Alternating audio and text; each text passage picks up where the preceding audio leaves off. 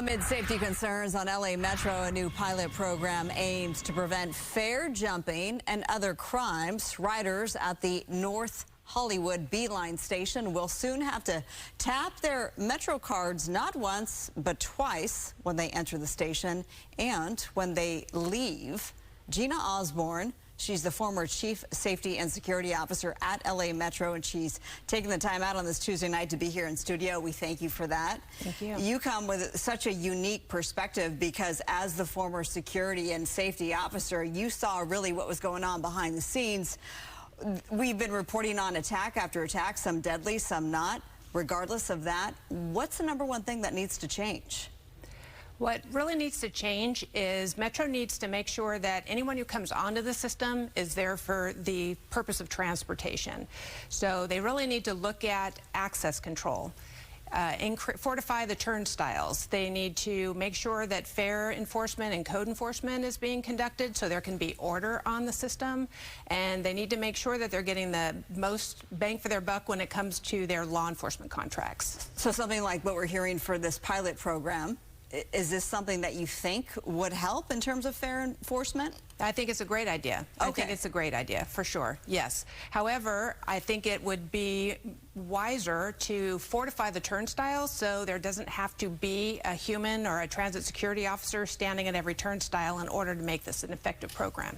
You know, we had the sheriff on not long ago, and he brought to light something that's pretty stunning, and that's a statistic that you actually are behind. You did a study and you found that 94% of violent crimes on LA Metro are done by people who didn't pay a fare. So this seems to be the #1 thing that should be fixed. Absolutely, absolutely. We did, and it wasn't just for violent crime. It was for all people who were arrested on the system. About 93%, they were found not to have proof of fare when they were arrested. So you were actually fired from LA Metro this spring, so not long ago. You were shining a light on the concerns. Essentially, you say that you are a whistleblower who was fired because of this. LA Metro has a different opinion. We'll read a statement in a moment. But you were essentially saying that LAPD, Long Beach PD, LASD, these are the contracted law enforcement agencies to secure Metro, that they're not showing any urgency. What do you mean by that? Well, an example of that is in 2023, there were 180 bus operator and rail operator assaults. And of those 180 assaults, and that could be someone spitting on a bus operator to someone stabbing an operator. So there's a variety of different things that happen. So there were 180 cases, and fewer than 30% of those were even filed with the district attorney's office. So in my opinion, there should have been relentless follow-up because the frontline employees is the #1 asset for LA Metro, and they shouldn't be afraid to come to work. You also have a strong stance when it comes to the fact that there are so many agencies there patrolling Metro, yet we're seeing these attacks done, that you strongly think that there should be one LA Metro police force? I do believe that, and I have been working on that for the last year and a half. And in looking at the performance of the law enforcement agencies over the last year, sometimes they were where they were supposed to be. A lot of times they were not. Metro created a multi-layered plan deployment back in July, and part of the duties for law enforcement was to offload people at the end of the line. So criminals and people who are sheltering on the system could not stay on the system all day long. So in looking and watching and observing and accounting for those things, I observed some things that were going on with the law enforcement contracts that was not the best service that we should be getting for over $200 million a year. Well, we did have LA County Supervisor Catherine Barger on. She's a board member, and we asked about the fact that should there just be one police force, Metro's police force, and she said, well, it would just be too costly and it'd take too long to get together. Your thoughts?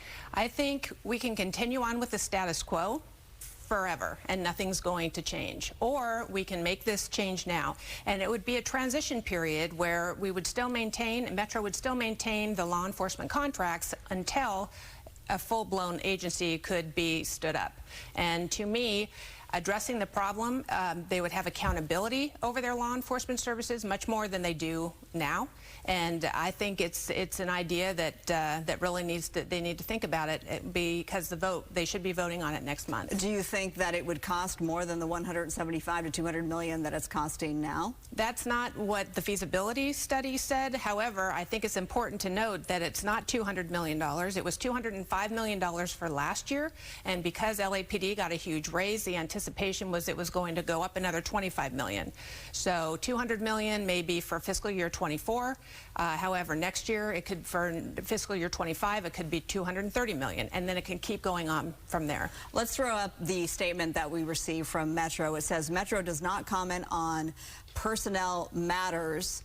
However, Ms. Osborn's allegations against the Metro CEO are categorically false. Nothing is more important than the safety of Metro's employees and riders and everyone at Metro. It goes on to say our employees deserve a safe workplace and our customers deserve a safe ride. In light of the recent increased severity of incidents on our system, we have taken immediate steps to address public safety. Do you feel that that's actually happening right now?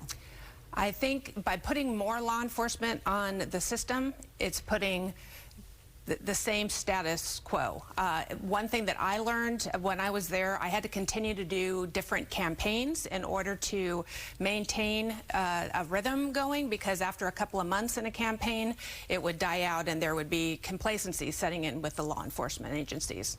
Well, I said it off the top that you have a really unique perspective, and we're glad that you came on to share it tonight. Gina Osborn, thank you so much. Thank you.